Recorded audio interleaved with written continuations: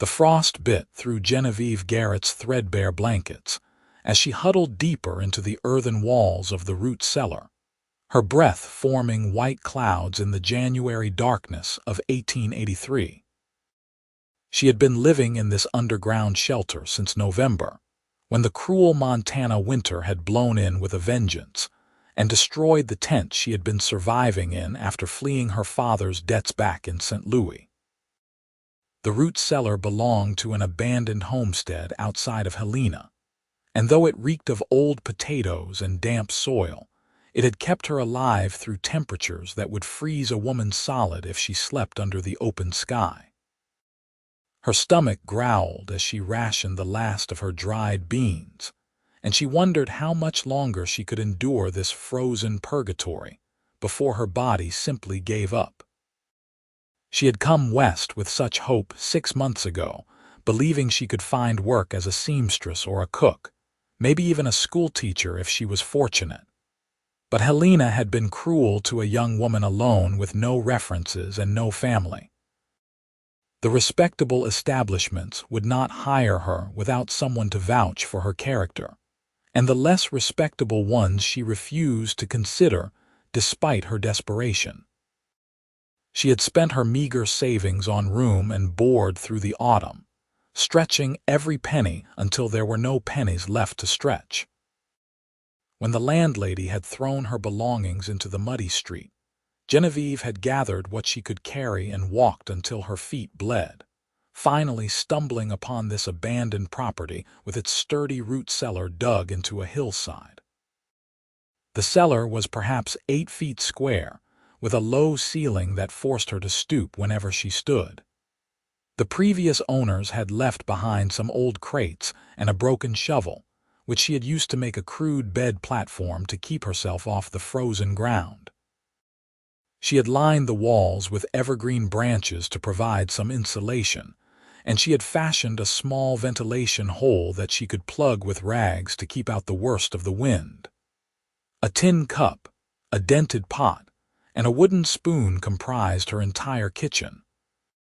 She had no lamp, so when darkness fell, she sat in complete blackness, listening to the wind howl above ground and praying that the earthen roof would not collapse on her while she slept.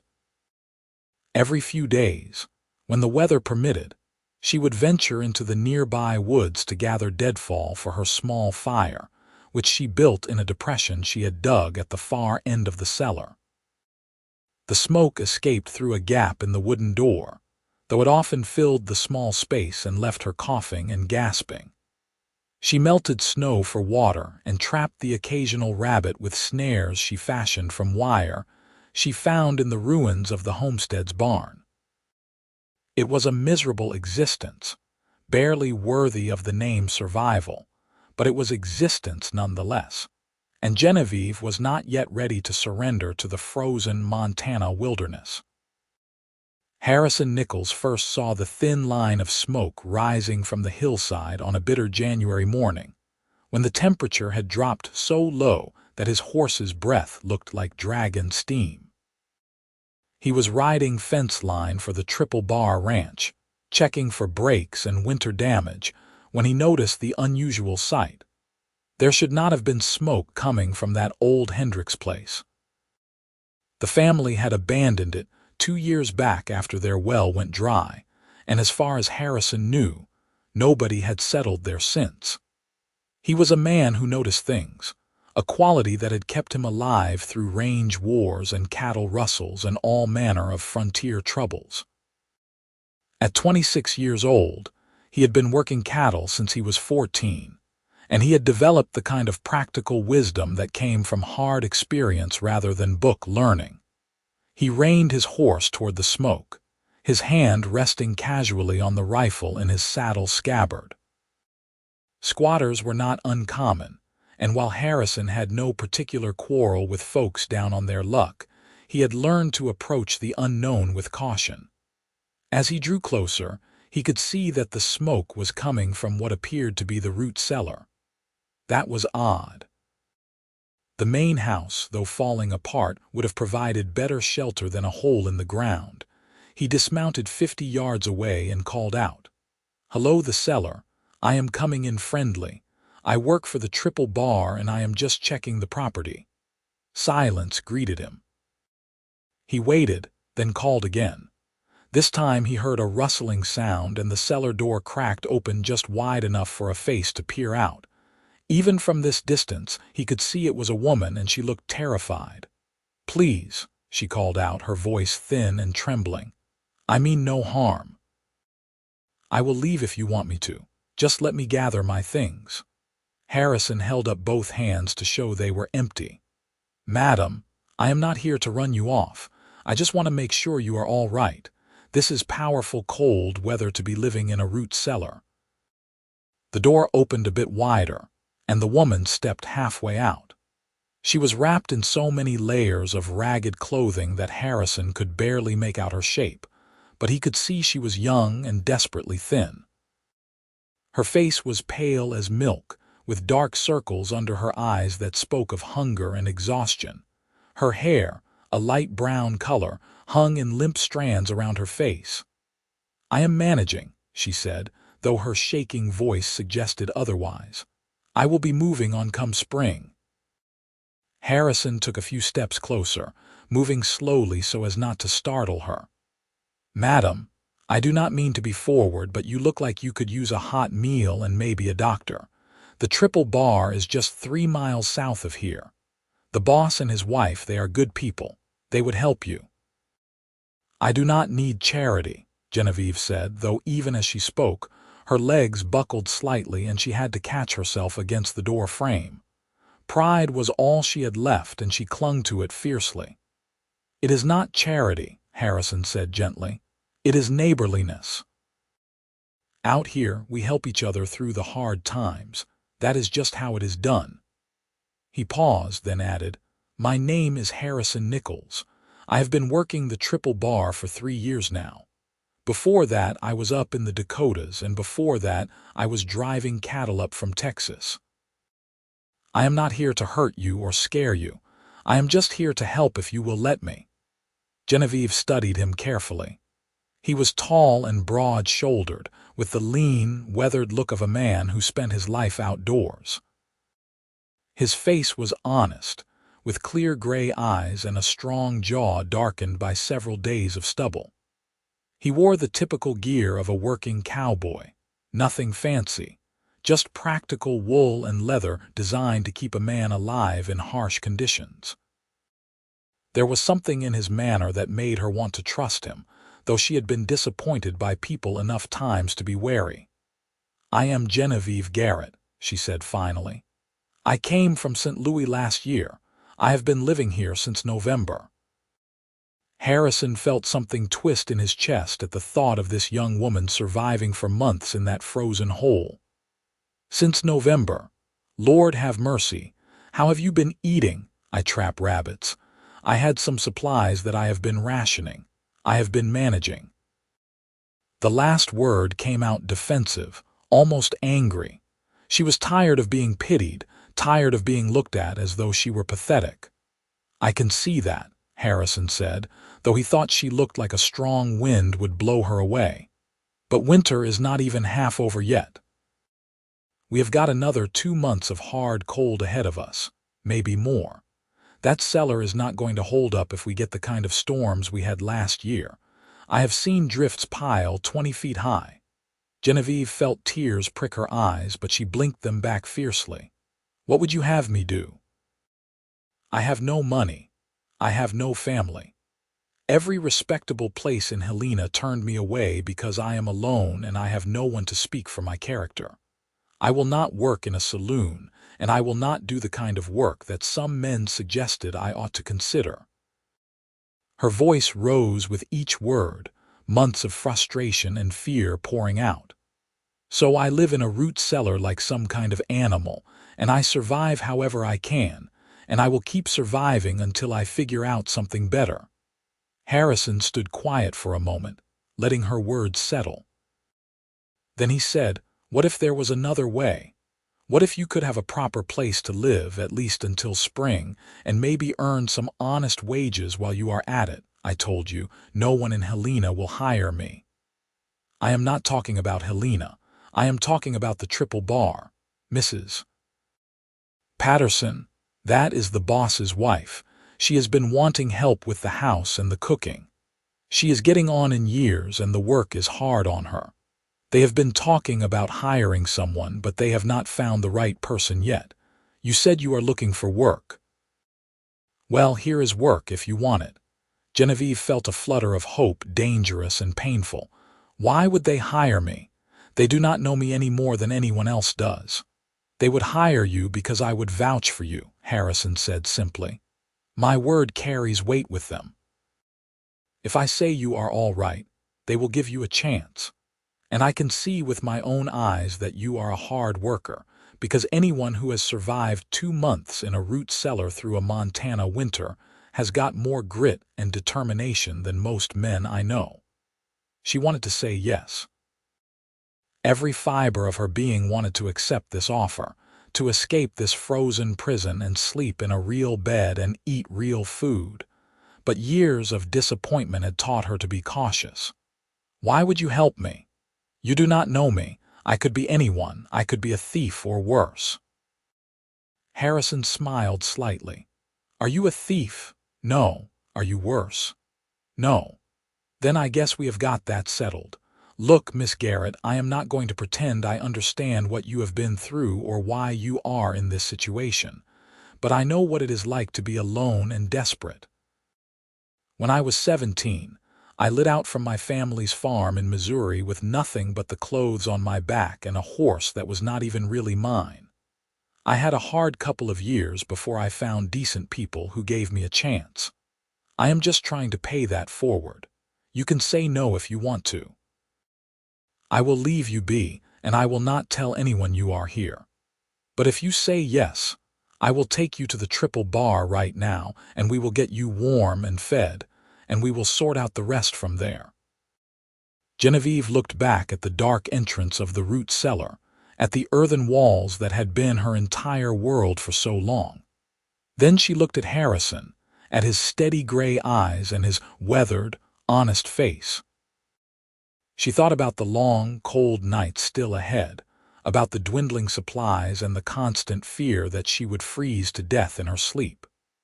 She thought about the gnawing hunger that had become so constant she barely noticed it anymore.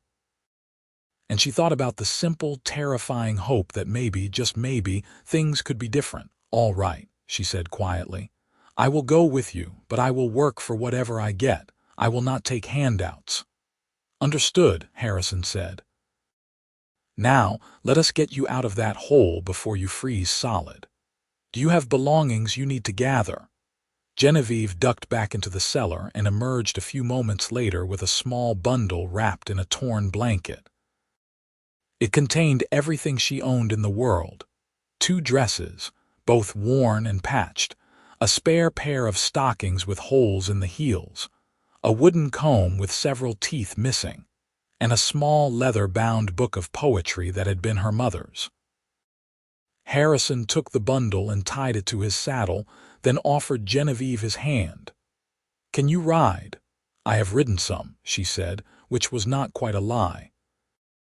She had ridden in carriages plenty of times, and once, when she was very young, her father had let her sit on a horse while he led it around a yard. That was not quite the same as riding, but she was not about to admit her inexperience now.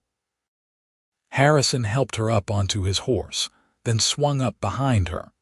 She was so light that he barely felt her weight, and he could feel her trembling, though whether from cold or fear or exhaustion he could not tell. He urged the horse into a gentle walk, and they headed south toward the triple bar. The ride took the better part of an hour, and during that time, Genevieve became increasingly aware of Harrison's presence behind her. He held the reins loosely, his arms forming a secure barrier on either side of her, and she could feel the warmth radiating from his body. It was the first time in months that she had felt truly warm, and it was almost overwhelming. She fought the urge to lean back against him, to soak up that blessed heat like a flower turning toward the sun. She kept her back straight, and her hands folded in her lap, determined to maintain some dignity even in her desperate state. Harrison, for his part, was trying not to think about how right it felt to have this woman sitting in front of him. He had known her for less than an hour, but something about her called to him in a way he could not quite explain. Maybe it was her fierce pride in the face of such hardship, or the way she refused to let her circumstances break her spirit. Or maybe it was simpler than that. Maybe it was just that she was brave and stubborn and clearly needed someone to look after her, and Harrison had always been drawn to things that needed looking after. He had spent his life caring for cattle and horses and the land itself, finding satisfaction in the work of tending and protecting. It felt natural to extend that same care to this thin, shivering woman who had been living in a hole in the ground. The triple bar came into view as they crested a low rise. It was a sprawling ranch with a main house, several barns, a bunkhouse, and various outbuildings scattered across a broad valley. Smoke rose from the chimney of the main house, and Harrison could see several hands working near the horse corral. It looked warm and solid and real, and Genevieve felt tears sting her eyes again at the simple beauty of it. Harrison rode directly to the main house and dismounted, then helped Genevieve down. Her legs wobbled when her feet hit the ground, and he kept a steadying hand on her elbow. "Wait here a moment," he said. "Let me talk to Mrs. Patterson first." He knocked on the door and was greeted by a sturdy woman in her 50s with gray-streaked hair and a florid, pleasant face. Martha Patterson took one look at Harrison's serious expression and said, "What is wrong?" "Nothing is wrong exactly," Harrison said. "But I found someone who needs help, and I am hoping you and Mr. Patterson might be able to provide it. Can I bring her in?" Martha peered past Harrison and saw Genevieve standing by the horse, looking like a ghost in her ragged layers. Her maternal instincts surged immediately. "Good Lord, bring that poor girl inside before she freezes to death on my doorstep." Harrison gestured to Genevieve, who came forward slowly, as if afraid the house might disappear if she approached too quickly. Martha ushered her inside, clucking with concern. "You are half frozen, child. Come sit by the fire. Harrison, get her some coffee. No, wait, get her some broth first. Coffee on an empty stomach might make her sick." The interior of the house was warm and bright, with a large fireplace crackling merrily and furniture that looked solid and comfortable. Genevieve stood awkwardly in the middle of the room, unsure what to do with herself. Martha guided her to a chair near the fire and began unwrapping the layers of ragged clothing. "What is your name, dear?" "Genevieve Garrett, madam." "Well, Miss Garrett, I am Martha Patterson, and you are welcome in my home. Harrison, where did you find her?" As Harrison ladled broth from a pot hanging over the fire, he explained how he had seen smoke coming from the old Hendricks root cellar and found Genevieve living there. Martha's expression shifted from concern to outright horror as she realized the girl had been surviving in those conditions for months. "A root cellar, through this winter. Child, you could have died." She turned to Harrison. "Where is Albert?" "I think he is out at the south pasture checking on the cattle." "Well, ride out and fetch him. We need to discuss this properly." Martha turned back to Genevieve and pressed a cup of warm broth into her hands. "Drink this slowly, dear. Not too fast or you will make yourself sick." Genevieve sipped the broth obediently. It was the most delicious thing she had ever tasted, rich and salty and warm, and she had to force herself not to gulp it down. Martha watched her with a practiced eye, seeing the signs of prolonged hunger and cold exposure. The girl's lips were chapped and cracked, her fingernails were broken and dirty, and there was a grayish tinge to her skin that spoke of poor nutrition. But underneath all that, Martha could see she was pretty, with fine features and intelligent eyes. "How old are you, Genevieve?" 22, madam." And you have been on your own all this time? Yes, madam. My father died last year. He had debts, bad debts. The kind of men he owed money to were not the kind who would wait for payment. I left St. Louis before they could decide that I should pay what he owed. I thought I could make a new start out here, but it has been harder than I expected. Martha nodded, understanding. The West was full of people running from something, reinventing themselves, trying to survive. Some made it, some did not. It was a harsh land that demanded everything from those who chose to make their home here. Albert Patterson arrived a short while later, a tall, spare man with a weathered face and shrewd eyes. Harrison explained the situation again while Albert studied Genevieve thoughtfully. Finally, he said, "Harrison vouches for you, that counts for something. But I need to know if you are willing to work. This is not a charity house. If you stay here, you will earn your keep." "I want to work," Genevieve said firmly. "I am a hard worker. I can cook and clean and sew." "I will do whatever you need me to do." Albert nodded. "Martha has been needing help with the house. The ranch keeps me and the hands busy from dawn to dusk, and it is too much for her to manage alone. If you are willing to help her with the cooking and cleaning and other household work, we will give you room and board and $2 a week in wages. That is fair, I think." $2 a week was not much, but to Genevieve it sounded like a fortune. It was honest work with honest people, and she would have a real roof over her head. "That is more than fair, Mr. Patterson. Thank you. I will not disappoint you." "See that you do not," Albert said, but his tone was not unkind. He turned to Harrison. "You did right bringing her here. Now get back to work. Those fences will not mend themselves." Harrison nodded and turned to leave, but not before catching Genevieve's eye. She mouthed the words "thank you," and he touched the brim of his hat in acknowledgement.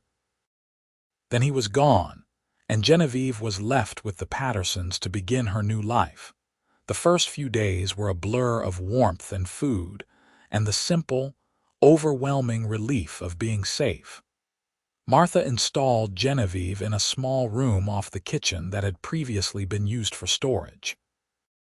It had a narrow bed with a real mattress, a small dresser, and a window that looked out over the yard.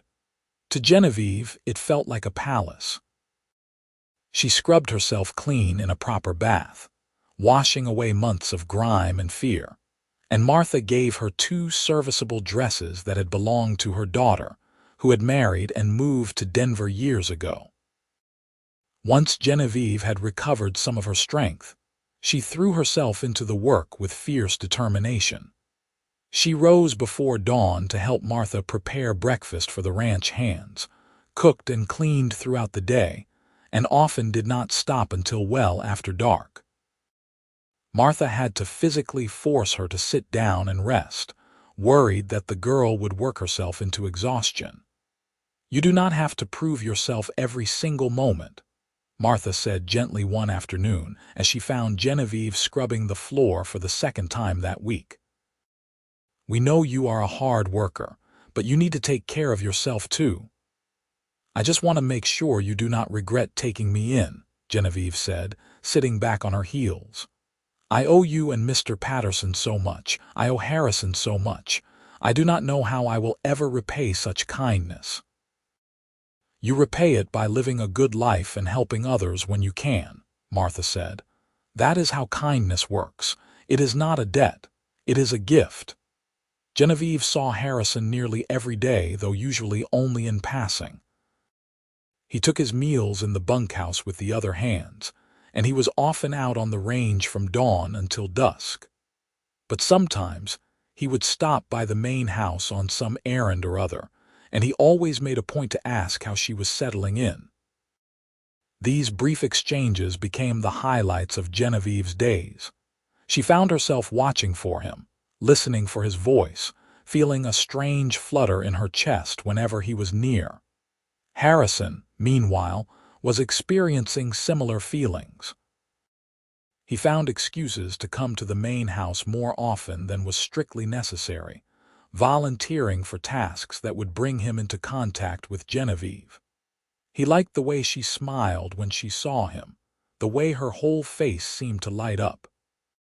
He liked her quick wit and her fierce independence, and the way she refused to be defeated by her circumstances. He had known plenty of women in his life, but none had affected him quite the way Genevieve did. February came with bitter winds and heavy snows that kept everyone close to the ranch. The hands spent their days breaking ice on water troughs, feeding cattle, and making sure the animals did not freeze. It was brutal, exhausting work, and Harrison often came back to the bunkhouse so cold and tired he could barely stand. But even in his exhaustion, he thought about Genevieve, wondered what she was doing, imagined what it would be like to come home to her instead of to a bunkhouse full of snoring men.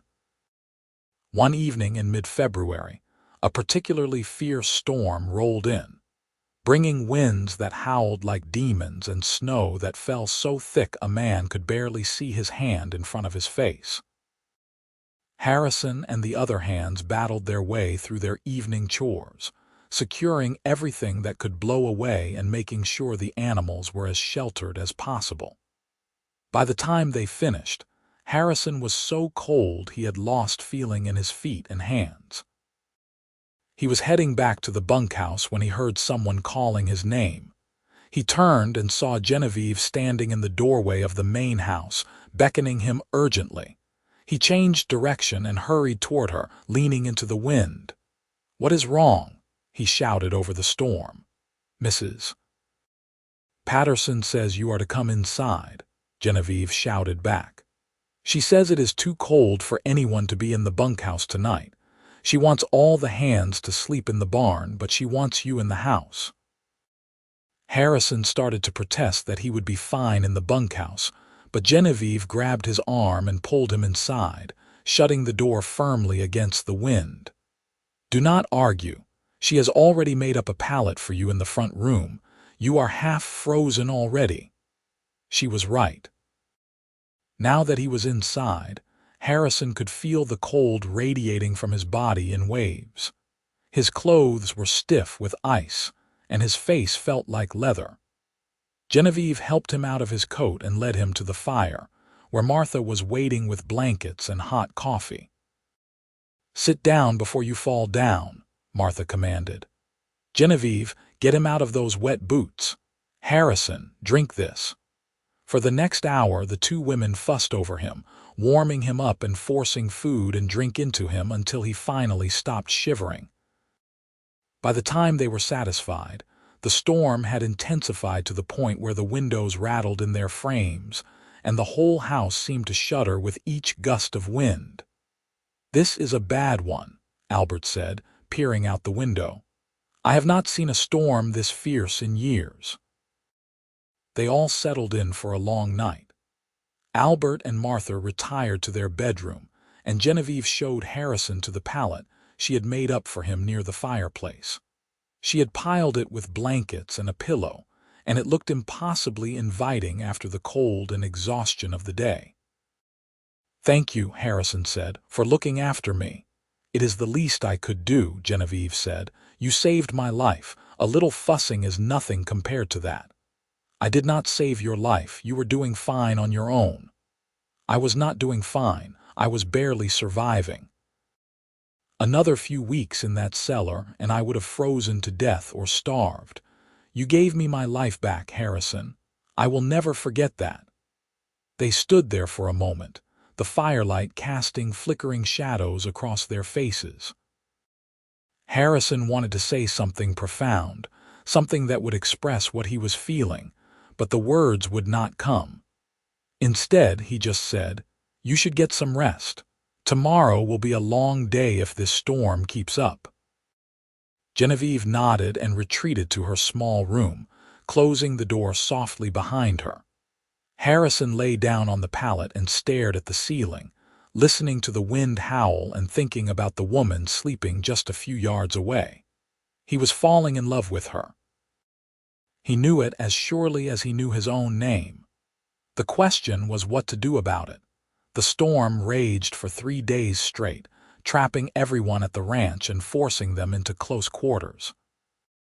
Genevieve and Harrison found themselves thrown together constantly, working side by side to keep everyone fed and the house running. They talked as they worked, sharing stories of their pasts, their hopes for the future, their fears and dreams. Genevieve learned that Harrison had 2 sisters and a brother back in Missouri, that he had left home after his father had tried to force him into farming when all Harrison wanted was to work with cattle. Harrison learned that Genevieve's mother had died when she was 12, that her father had been a good man until grief and gambling had destroyed him, that she had once dreamed of being a teacher, but life had taken her in a different direction.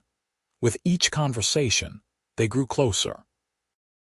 Harrison made Genevieve laugh with stories of disastrous cattle drives and stubborn horses. Genevieve surprised Harrison with her sharp observations about people and her quiet strength. By the time the storm finally blew itself out, leaving the world buried under several feet of fresh snow, they had become friends. But both of them felt it was something more than friendship, something deeper and more complicated and infinitely more precious. As February turned into March, the worst of the winter began to loosen its grip. The days grew incrementally longer, the sun gained a bit more strength, and the endless cycle of blizzards and cold snaps began to give way to merely cold weather instead of life-threatening conditions. Harrison found himself thinking about Genevieve constantly, to the point where it interfered with his work.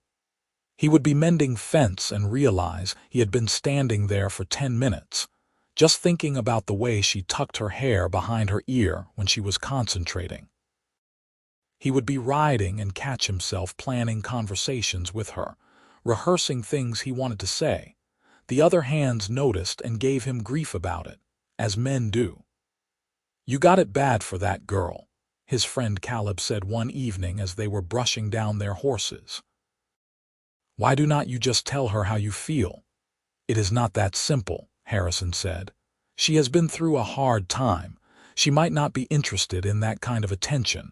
I do not want to make her uncomfortable or make her feel like she owes me anything." "You are overthinking it," Caleb said.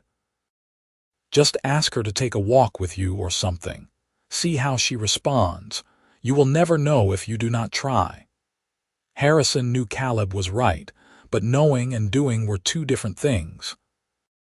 He had faced down rustlers and broken wild horses and survived blizzards, but the thought of telling Genevieve how he felt made his palms sweat. Genevieve, meanwhile, was dealing with her own confusion. She had developed feelings for Harrison that went far beyond gratitude, but she was terrified of misreading the situation. He was kind to her, but he was kind to everyone. He sought out her company, but maybe he was just being friendly. She had so little experience with men, with courtship, with any of the normal social interactions that other women took for granted. Her father's descent into debt and dissolution had isolated her, and then she had spent months living in a root cellar. How was she supposed to know if a man was interested in her romantically or just being neighborly? She confided some of this to Martha one afternoon as they were making bread. Martha listened with the patience of a woman who had seen many young people struggle through the confusion of new love. "Does he look at you?" Martha asked. "What do you mean? Does he look at you like you are the only person in the room? Does his face change when you walk in like he just saw something that makes him happy?" Genevieve thought about it. "Maybe, I do not know, I think so," Martha smiled. "That boy is smitten with you, honey. Anyone with eyes can see it. The question is, how do you feel about him?" "I like him," Genevieve admitted. "I like him so much it scares me, but what if I am wrong? What if he just feels sorry for me? I could not bear it if I embarrassed myself or made things awkward. The Pattersons have been so good to me. I do not want to cause problems." "Matters of the heart always involve some risk," Martha said gently. "But sometimes the risk is worth it." Harrison is a good man. One of the best I have known. If he cares for you and you care for him, well, that is a precious thing. Do not let fear stop you from reaching for happiness.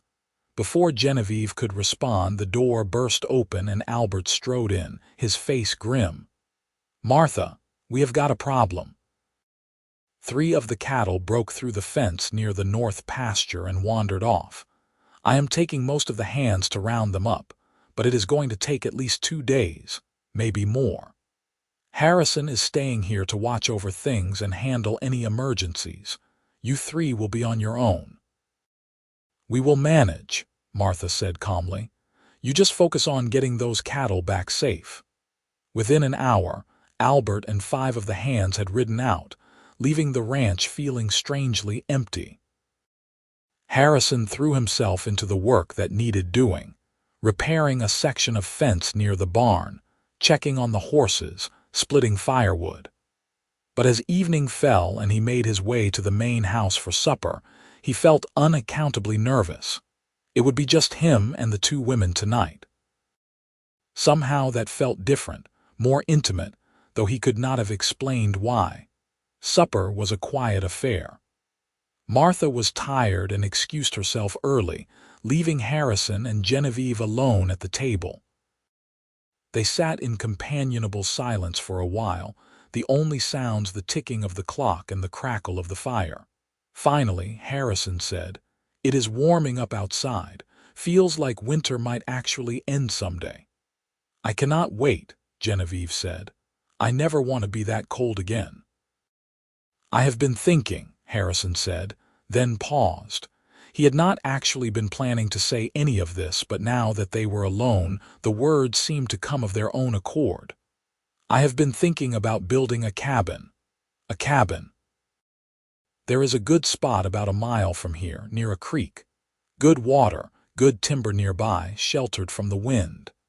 Mr. Patterson said I could have it if I wanted, build my own place. I have been saving my wages for years now. I have got enough to buy materials for a decent cabin. Maybe even a small barn eventually." "That sounds wonderful," Genevieve said, and she meant it, though the thought of Harrison having his own place, maybe eventually bringing a wife there, made something twist painfully in her chest. Harrison took a deep breath. This was it. He was either going to say what he needed to say or spend the rest of his life wondering what might have been. "I was thinking that maybe, if you were interested, you might want to help me plan it. The cabin, I mean. Help me decide how to set it up, what kind of kitchen it should have, that sort of thing." Genevieve looked at him, confused. "Why would I help with that?" "Because I am hoping you might want to live there someday, with me, as my wife." The words hung in the air between them. Genevieve's eyes went wide, and Harrison immediately thought he had made a terrible mistake. He started to backtrack, to say he was sorry for presuming, but Genevieve cut him off. "You want to marry me?" "I do. I know it is sudden, and I know you might not feel the same way, but I have been thinking about this for weeks now. I care about you, Genevieve, more than I have ever cared about anyone. You are brave and strong and kind, and I think about you all the time. I wake up thinking about you, and I go to sleep thinking about you, and every minute in between I am wondering what you are doing, or what you are thinking, or if you might feel even a fraction of what I feel." The words were tumbling out now, months of pent-up emotion pouring free. "I want to build you a cabin, a real home, not a root cellar or a rented room, but a place that is yours, that is ours. I want to wake up next to you every morning and fall asleep next to you every night. I want to work hard and build a life and maybe, if we are blessed, raise a family together. But if you do not feel the same way, I understand. I will never mention it again. We can just go on being friends, and I will not make things uncomfortable." Genevieve felt tears streaming down her face, but for once they were tears of joy rather than sorrow or fear.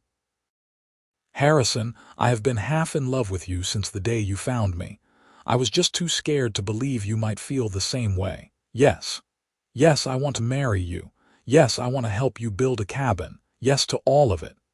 Harrison felt like his heart might burst.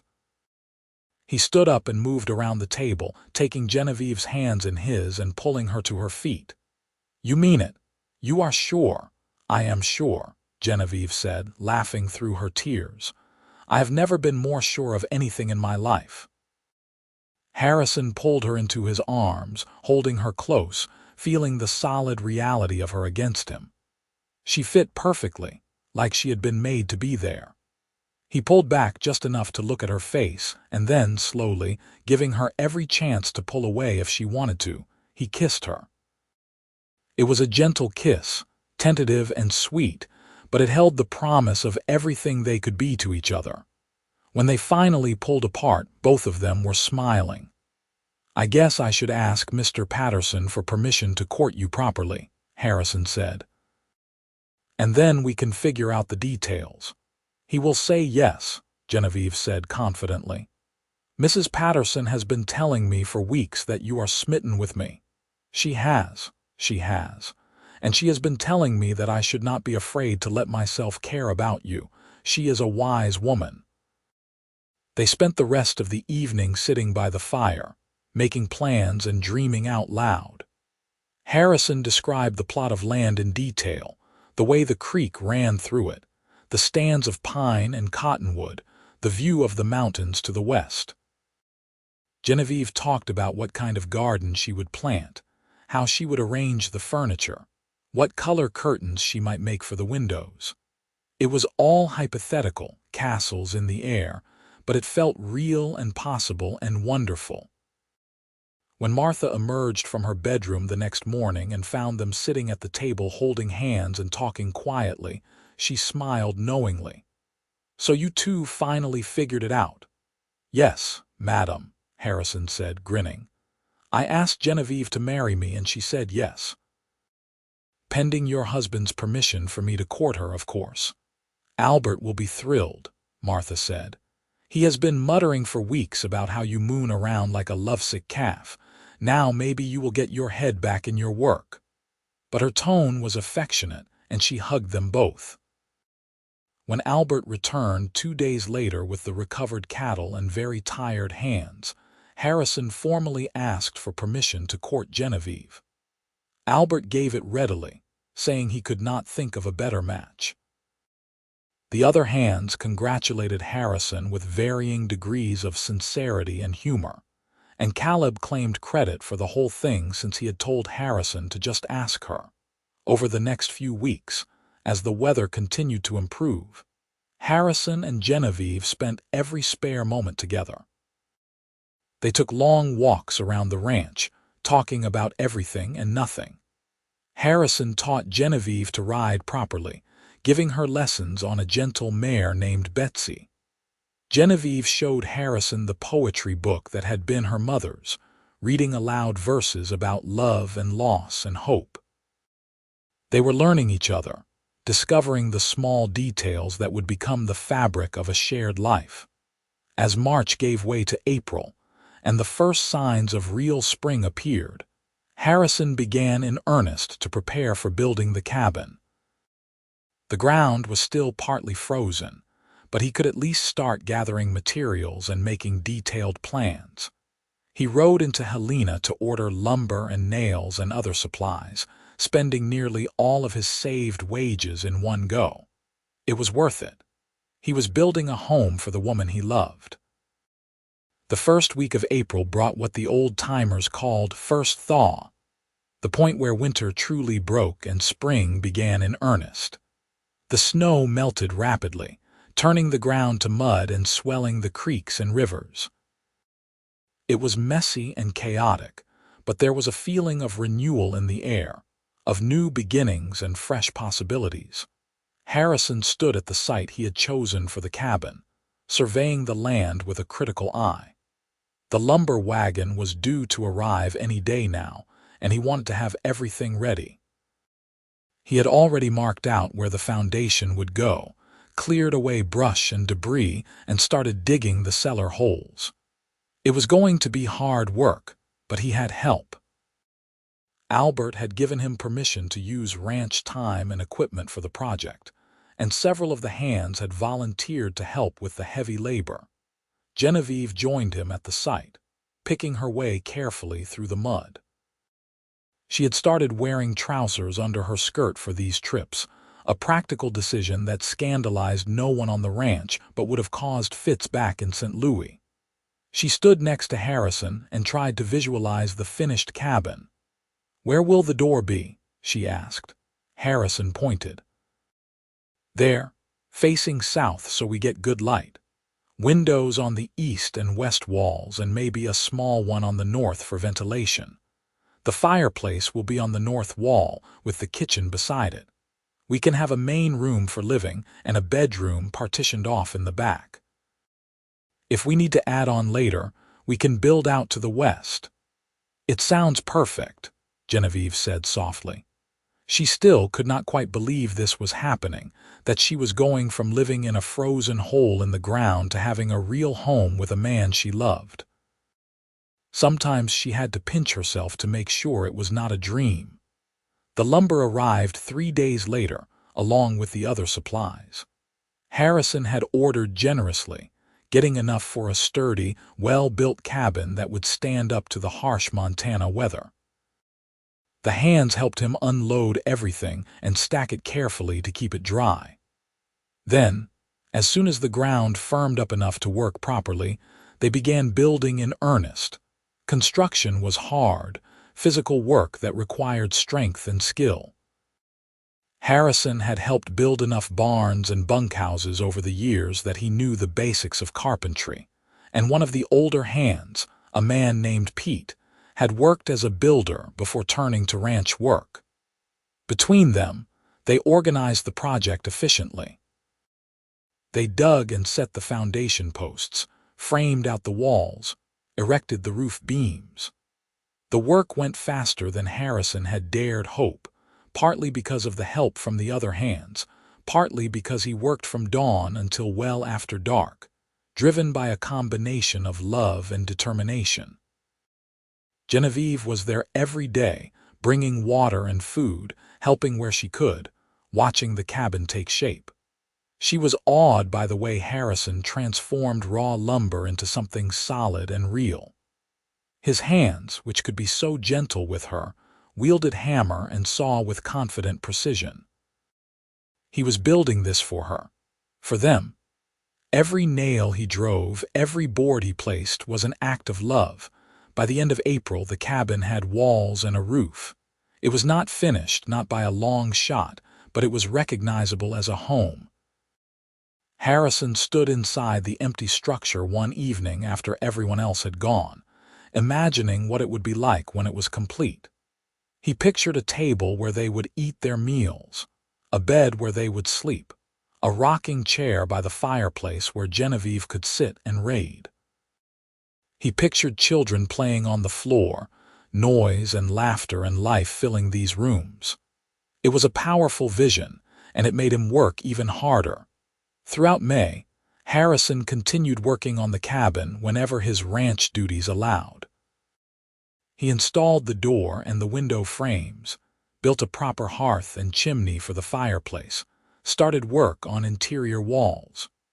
Genevieve helped with the finishing touches, whitewashing the walls and making curtains from fabric Martha helped her purchase in Helena. She also planted a small garden near the cabin, setting in seeds for vegetables and herbs that would grow through the summer. They had set their wedding date for June 15th, giving Harrison enough time to finish the cabin and Genevieve time to prepare. Martha was helping her sew a wedding dress from white muslin, and Albert had arranged for a circuit preacher who was due to pass through the area around that time. It would be a simple ceremony, just family and the ranch hands, but Genevieve did not care. She did not need a grand wedding. She just needed Harrison. As the date approached, the cabin neared completion. Harrison worked furiously to finish every last detail, determined that his bride would move into a completed home. He built a bed frame from pine and a kitchen table from cottonwood. He installed shelves and hooks, laid floorboards, constructed a small porch where they could sit in the evenings. The other hands helped him build a privy at a discreet distance from the cabin, and he dug out a cold cellar for food storage. It was not fancy, but it was solid and well made, and it represented everything Harrison wanted their life to be. Simple, honest, built to last. The night before the wedding, Harrison put the final touches on the cabin. He stepped back and surveyed his work with satisfaction. It was done. It was not perfect, but it was theirs, and it was ready. The wedding day dawned clear and bright, with a warm breeze that carried the scent of wildflowers and fresh grass. Genevieve woke early, her stomach a mass of nervous excitement. Martha helped her dress, fixing her hair and pinning a small wreath of flowers to her head. The dress fit perfectly, simple but pretty, and when Genevieve looked at herself in the mirror, she hardly recognized the gaunt, desperate woman who had been living in a root cellar just 5 months ago. The ceremony was held outside, near the main house, with everyone gathered around. Harrison stood waiting, dressed in his best clothes, his hair slicked back and his face shaved smooth. When he saw Genevieve walking toward him on Albert's arm, his breath caught. She was beautiful, more beautiful than he had ever seen her, and she was going to be his wife. The preacher kept it short and simple, speaking about love and commitment and the sacred bond of marriage. Harrison and Genevieve spoke their vows clearly and firmly, promising to love and honor each other through whatever life brought. When the preacher pronounced them man and wife, Harrison kissed Genevieve to cheers and applause from the assembled group. The celebration afterward was lively, with food and drink and music provided by one of the hands who could play the fiddle. They danced in the yard, and people offered toasts and well wishes. As the sun began to set, Harrison and Genevieve slipped away, riding together to their new home. The cabin looked beautiful in the fading light, with smoke curling from the chimney and the windows glowing warm. Harrison had come out earlier to light a fire and set out candles. He helped Genevieve down from the horse and scooped her up in his arms, carrying her over the threshold as tradition demanded. "Welcome home, Mrs. Nichols," he said, setting her down gently inside. Genevieve looked around at the cabin, at the home Harrison had built with his own hands, and felt overwhelmed with emotion. "It is perfect," she whispered. "It is everything I could have wanted." They spent their first night as husband and wife in the cabin, lying together in the bed Harrison had made, listening to the sounds of the night outside and marveling at how much their lives had changed. Just months ago, Genevieve had been alone and desperate, convinced she would die in that frozen root cellar. Now she was warm and safe and loved, married to a good man in a home built just for her. "Thank you," she said quietly, nestling against Harrison's chest. "For what? For saving me. For seeing me when I was invisible. For giving me this life." Harrison kissed the top of her head. "You saved yourself, Genevieve. You survived that winter through your own strength and courage. I just gave you a hand when you needed it. And as for this life, we are building it together. This is just the beginning." The weeks and months that followed were perhaps the happiest of either of their lives. They settled into a rhythm, with Harrison working the ranch during the day and coming home to Genevieve in the evenings. She continued to help Martha with the big house several days a week, earning a bit of money and maintaining the friendship that had become so important to her. On her days off, she worked on their own homestead, tending the garden, improving the cabin, making the space truly theirs. Summer passed in a golden haze of work and love and simple contentment. They would sit on the porch in the evenings, watching the sun set over the mountains, talking about their day or sitting in comfortable silence. Harrison taught Genevieve more about riding and ranch work, and she proved to be a quick learner with a natural way with horses.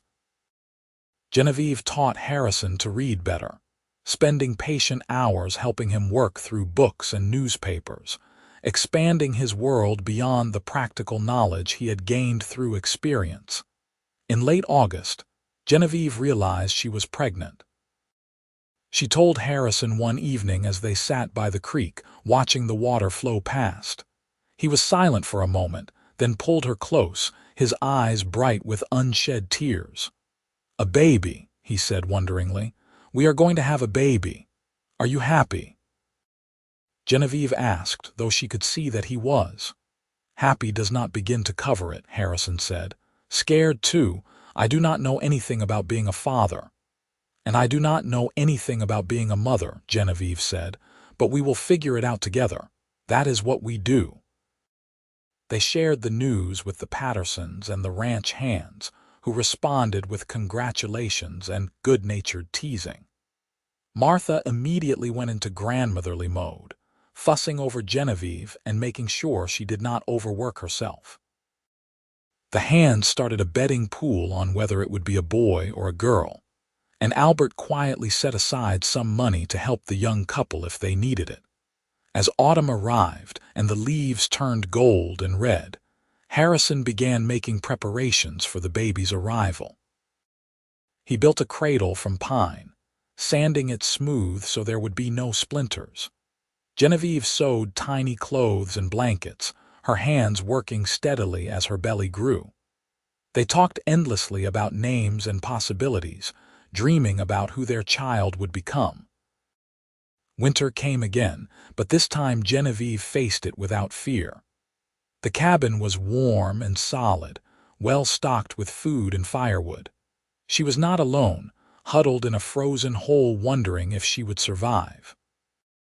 She was safe and loved, with a husband who would move heaven and earth to protect her, and a community of people who cared about her well-being. The contrast with the previous winter was so stark it sometimes made her cry.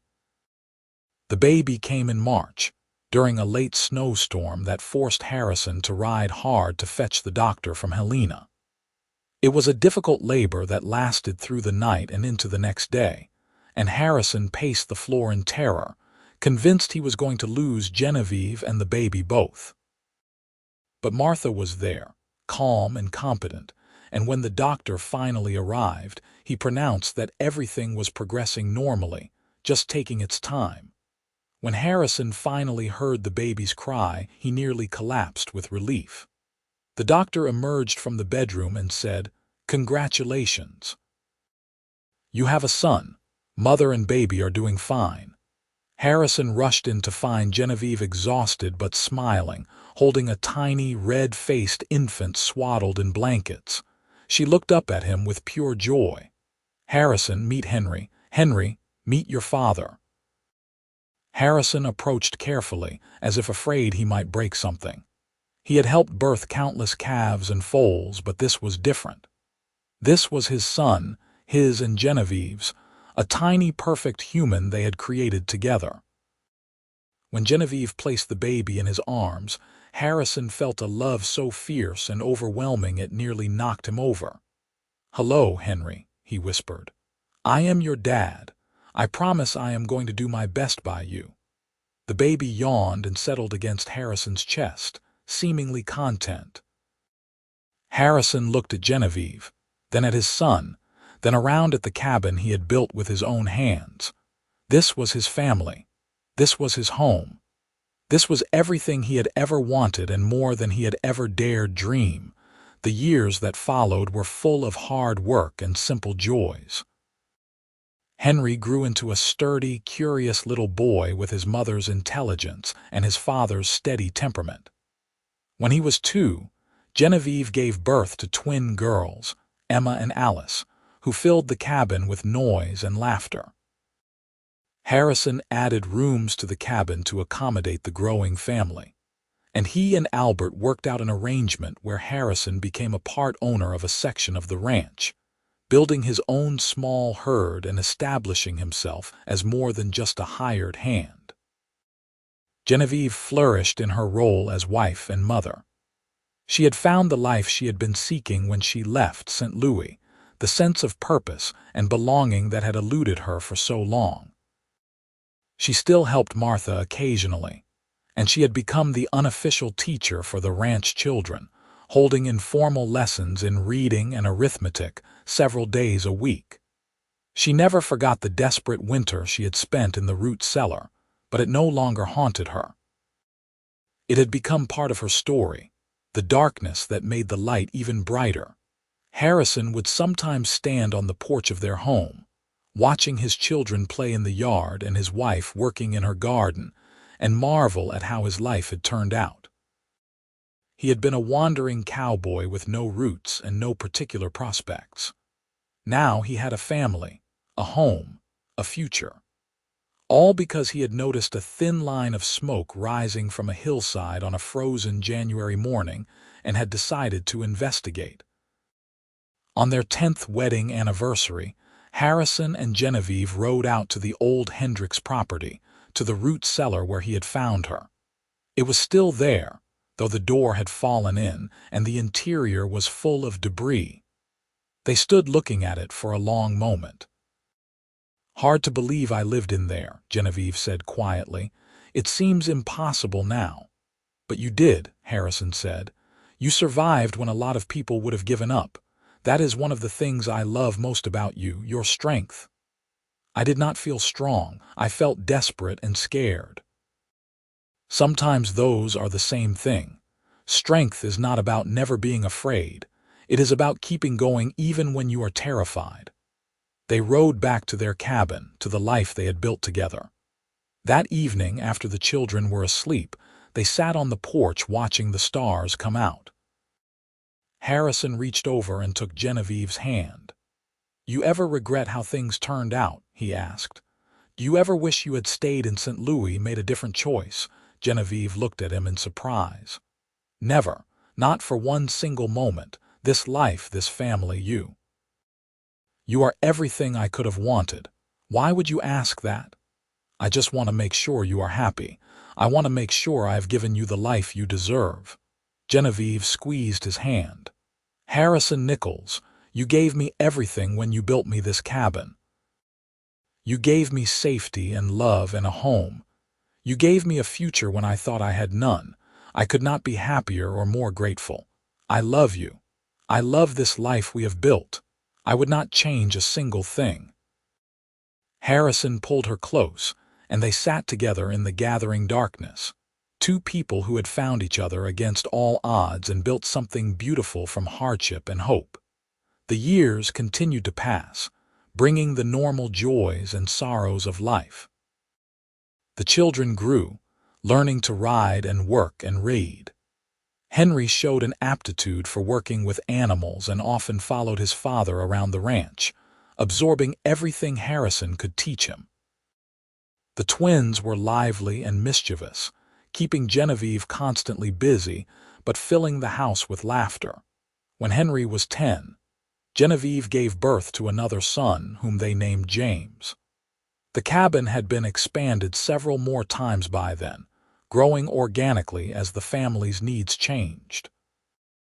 It was a comfortable, well-worn home, full of the accumulated treasures of a life well lived. Books and quilts and hand-carved toys, photographs and pressed flowers, and all the small objects that gain meaning through association and memory. Harrison's small herd had grown into a respectable operation, and he had gained a reputation as a fair dealer and a skilled cattleman. He and Albert had become true partners, working together to make the ranch prosper. When Albert died peacefully in his sleep at the age of 72, Harrison and Genevieve were at his bedside, holding his hands and thanking him for everything he had done for them. Martha lived another 5 years after that, increasingly frail but still sharp-minded, doting on Harrison and Genevieve's children like the grandchildren her own daughter had never given her. After Martha's death, her daughter decided not to return to Montana, and she sold the main ranch house and her portion of the land to Harrison and Genevieve. It was a significant investment, requiring them to take out a loan at the bank in Helena, but it was worth it. The triple bar was officially theirs now, a legacy they could pass on to their children. As Harrison and Genevieve entered middle age, they sometimes talked about those early days, about the winter when everything had changed. The story became part of their family history, told and retold to the children and grandchildren who eventually came along. It became a legend of sorts, the tale of how their grandmother had survived a Montana winter in a root cellar, and how their grandfather had built her a cabin by first Thaw, and how that had been the beginning of everything. Henry grew up and married a girl from Helena, bringing her back to the ranch and building his own cabin on the property.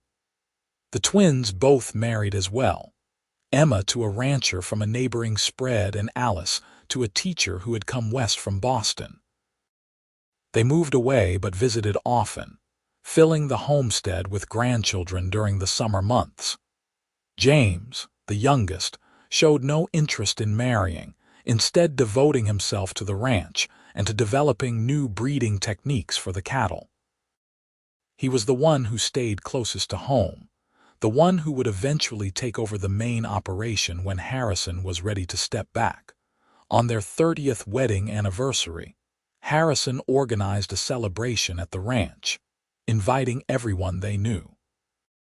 It was a grand affair with food and music and dancing, with people coming from as far away as Billings and Bozeman to join in the festivities.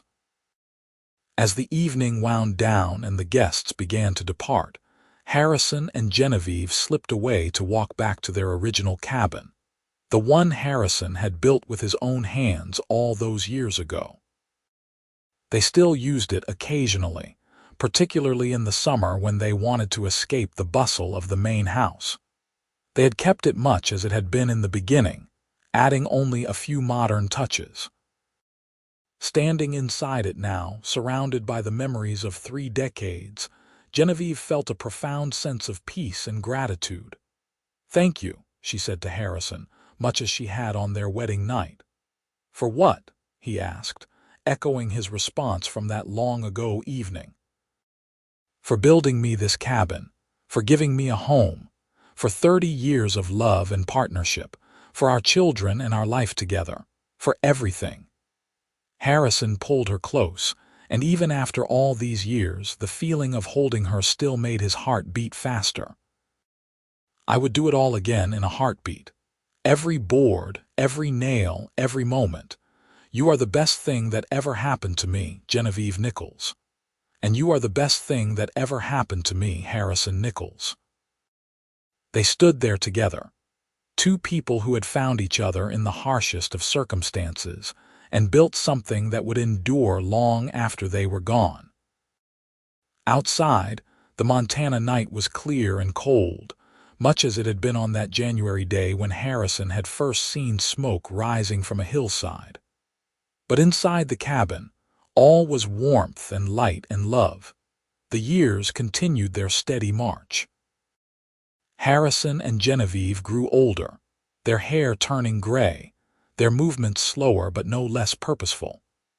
They watched their children raise families of their own, passing on the values and lessons they had learned through hard experience.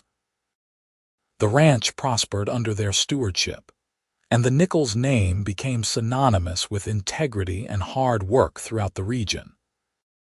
When Harrison was in his 60s, he finally allowed James to take over the day-to-day running of the ranch, though he still rode out most days to check on things and offer advice when asked. Genevieve had long since given up her more strenuous chores, but she still maintained her garden and continued teaching reading to any child whose parents wanted the instruction. They had become the elder statesmen of their community, the people younger folks turned to for wisdom and guidance. One evening in early spring, when the snow was just beginning to melt and the first hints of warmth were returning to the air, Harrison and Genevieve took a walk to the old root cellar one final time. They were both feeling their age, and the walk that had once been easy now required frequent stops to rest. But they made it, standing hand in hand and looking at the collapsed remains of the structure that had sheltered Genevieve through that terrible winter so long ago. "Do you remember being scared?" Harrison asked. "Every single day," Genevieve said. "I was so afraid. Afraid I would starve, afraid I would freeze, afraid I would die alone and no one would ever know what had happened to me. And then you appeared, like an answer to a prayer I had not even known how to pray." "I am glad I saw that smoke," Harrison said simply. "I am glad I decided to investigate. My whole life, everything good that has happened to me started with that decision." "Mine too," Genevieve said. She turned to look at him, at the man who had saved her and loved her and built her a home. His face was lined now, weathered by decades of sun and wind, but his eyes were still the same clear gray she had first noticed all those years ago. "I love you, Harrison. I have loved you from almost the first moment, and I will love you until my last breath and beyond." "And I love you," Harrison said. "You are my heart, Genevieve. You always have been." They made their way slowly back to the cabin as the sun set, painting the sky in shades of orange and pink and gold. Inside, a fire was burning in the hearth, and the smell of supper cooking filled the air. Their children and grandchildren would be arriving soon for Sunday dinner, filling the house with noise and life and love. It was a good life, a blessed life, and it had all started with a thin line of smoke rising from a frozen hillside and a cowboy who had decided to investigate. Harrison lived to be 74, passing peacefully one summer night with Genevieve beside him, holding his hand and whispering words of love. His funeral was attended by hundreds of people, testament to the impact he had made on his community. Genevieve grieved deeply, but she took comfort in her children and grandchildren, in the legacy she and Harrison had built together. She lived another 8 years after Harrison's death, and though she missed him every single day, she never felt truly alone. She was surrounded by family, by the home they had created together, by the memories of a love that had sustained her through everything. When her time finally came, she died quietly in her sleep in the cabin Harrison had built for her, in the bed they had shared for so many years. Her children found her in the morning, looking peaceful and young somehow, as if death had smoothed away the years and returned her to the woman she had been, when Harrison had first found her. On the table beside the bed was her mother's book of poetry, open to a verse about love conquering all obstacles. It seemed a fitting epitaph for a life that had begun in a frozen root cellar and ended surrounded by love and family and the fruits of a lifetime of hard work and devotion. The cabin stood for many more years, maintained by the family as a memorial and a reminder of where they had come from. The grandchildren and great-grandchildren would visit it, running their hands over the walls Harrison had built, imagining the young couple who had started their life together in this simple structure. The story was told and retold, becoming part of the family mythology, a tale of survival and love and the power of human kindness. The root cellar where Genevieve had spent that terrible winter eventually disappeared completely, reclaimed by the earth and the elements. But the cabin remained, a testament to Harrison's love and skill, and to the life he and Genevieve had built from the ashes of hardship and desperation. It stood as a reminder that even in the darkest times, hope could survive, and that love, when given freely and nurtured carefully, could create something beautiful that would endure for generations. And so the story ended as all good stories should, not with a dramatic conclusion but with the quiet satisfaction of a life well lived, of love given and returned, of hardship overcome and happiness earned. Harrison had built Genevieve a cabin by first Thaw, but what they had really built together was so much more than that. They had built a family, a legacy, a love that time and death could diminish but never destroy. They had taken the worst that life could throw at them and transformed it into something precious and enduring. They had survived and thrived and loved, and in the end, that was enough. More than enough. It was everything.